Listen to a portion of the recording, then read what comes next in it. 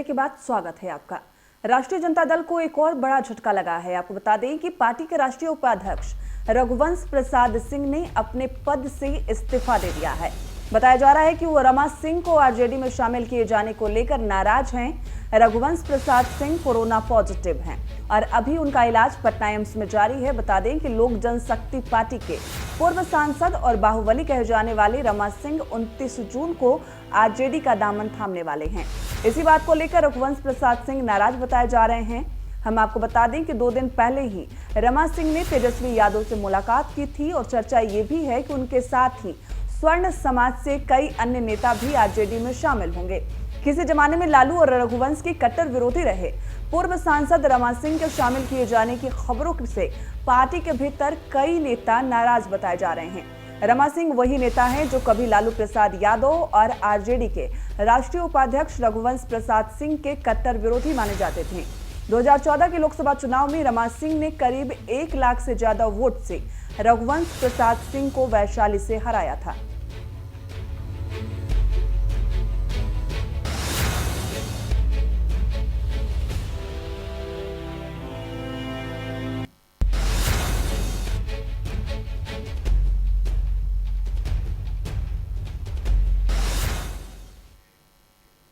हालांकि रघुवंश प्रसाद सिंह की ओर से मिल रही जानकारी के मुताबिक पार्टी के उपाध्यक्ष पद से इस्तीफा दे दिया गया है, लेकिन पार्टी के बिहार अध्यक्ष जगदानंद सिंह ने कहा है कि उनके पास ऐसा कोई पत्र अभी तक नहीं आया है।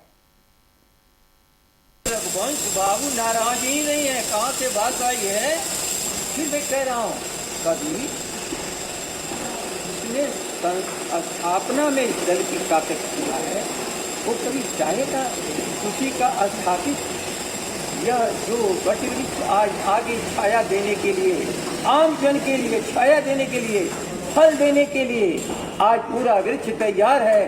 उस पर कभी उस वृक्ष को लगाने वाला कोई निर्दयी जो है ये नीतीश कुमार, वो जिस पर जो भी हथियार चला दे, लेकिन संस्थापक नेतृत्वकर्ता आदरणीय रघुवंश बाबू हम लोग की सम्मानित नेता है, हम लोग के साथ रहेंगे। हम लोग अपने पद से उन्होंने इस्तीफा दिया है क्या? हमारे सभी साथियों को भरोसा है और उन्होंने कभी याद रख लेना, आप ही लोग कहते थे कि मोदी को हटाने के लिए थाली पीटते वक्त भीड़ में शामिल होने से रोकी हो गए। जो अपने जीवन पर खतरा ले रहा हो धार्मिक उन्मादियों को समाप्त करने के लिए, जीवन को उत्सर्ग करने के लिए तैयार हो, आज परिस्थिति वही है। तो अभी लड़ाई और संघर्ष का तो जो जीवन को खतरे में डाला हो, इस पार्टी को स्थापना से लेकर के आज तक बढ़ाने में वो क्यों ताकत देंगे। हम लोग के पास कागज नहीं आया है और मुझे लगता आएगा नहीं। हम लोग की तो एक ही बात सभी कार्यकर्ताओं की, सभी साथियों की, रघुवंश बाबू जल्दी से स्वस्थ होकर के आइए और समाजवाद के झंडा को ताकत दीजिए अपने हाथ। रघुवंश प्रसाद सिंह ने अपने पद से इस्तीफा दे दिया है। ज्यादा जानकारी के लिए सीधे चलते हैं आपको बिहार संपादक संतोष राज पांडे के पास। विधान परिषद चुनाव से ठीक पहले आरजेडी बड़ी टूट की तरफ अब बढ़ रही है। खबर यह है कि पूर्व केंद्रीय मंत्री और राष्ट्रीय जनता दल के उपाध्यक्ष डॉक्टर रघुवंश प्रसाद सिंह ने पार्टी के उपाध्यक्ष पद से इस्तीफा दे दिया है। रघुवंश प्रसाद सिंह के इस्तीफे के साथ ही ये भी खबर है कि आरजेडी के कई और नेता पार्टी छोड़ने की फिराक में हैं।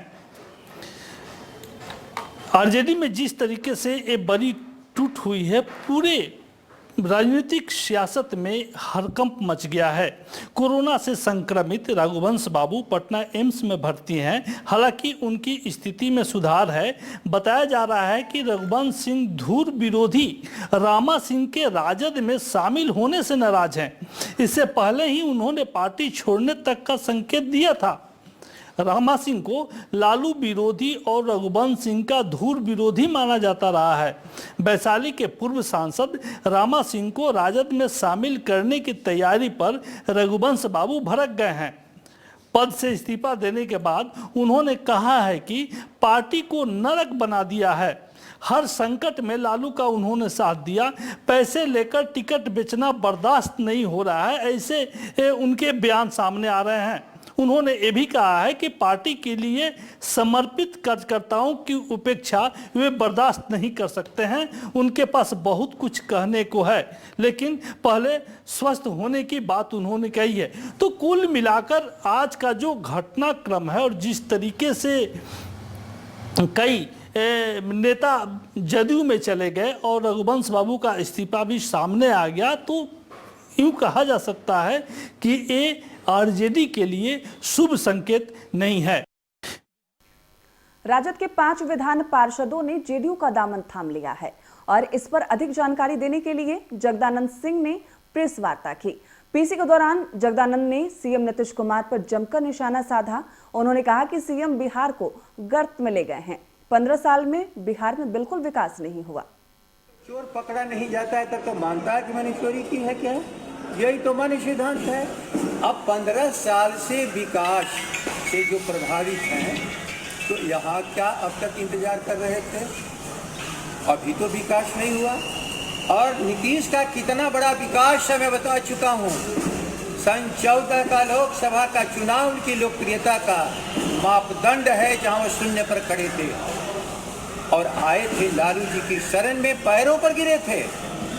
ये तो लालू जी से छिटका हुआ एक आध अंश है। जो समाजवादी ताकत हमारी है, जो मूल, आज उसके लालू प्रसाद जी प्रतीक हैं। जयप्रकाश, डॉक्टर राम मनोहर लोहिया, स्वर्गीय कर्पूरी ठाकुर की जो धारा है, आज उसका नेतृत्व करता है लालू प्रसाद। याद रखिए, यदि ताकत नहीं रहती हम लोग के पास तो पैरों पर आके नहीं गिरते। लोग कहते हैं कि आप लोगों ने मुख्यमंत्री क्यों बनाया? दंगाइयों से लड़ने के लिए हम कोशिश करते हैं कि कोई बिखरा हुआ आदमी, छिटका हुआ आदमी भी आता है तो उसको शरण हम लोग देते हैं, क्योंकि मूल हमारी लड़ाई धार्मिक उन्मादियों से है जो देश को खंडित करना चाहता है। और ऐसे ही खंडित करने वालों का साथ देने वाले नीतीश कुमार जी, तोड़ फोड़ कर लो थोड़ा सा, कोई फर्क नहीं पड़ता। चलो 12.5-13 करोड़ जनता इंतजार कर रही है आपका।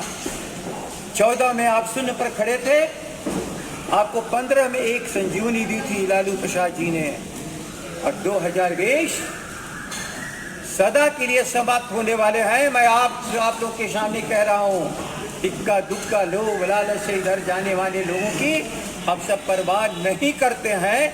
हम परवाह करते हैं बिहार की आवाम का। अभी संकट में थी, कोरोना में हम लोग खड़े हो गए। हमारा काम यही है। इनको जाने की हिम्मत नहीं है तो कभी कभी कहता है कि वर्चुअल रैली कर रहे हैं। एक्चुअल रैली की हिम्मत है क्या? बिहार में विधानसभा चुनाव से पूर्व विधान परिषद के चुनाव को लेकर राजनीतिक सरगर्मियां बढ़ गई है। इसी कड़ी में जहां मंगलवार को जेडीयू के विधान परिषद के चुनाव के लिए अपने 3 उम्मीदवारों के नाम तय किए गए हैं। बिहार की सत्तारूढ़ जनता दल यूनाइटेड की तरफ से जिन 3 नामों को इस बार विधान परिषद में भेजा जा रहा है, उनमें पूर्व विधान परिषद सदस्य गुलाम गौस के अलावा कुमुद वर्मा और भीष्म साहनी का नाम शामिल किया गया है। इन तीनों नामों पर मुहर लगाई गई है।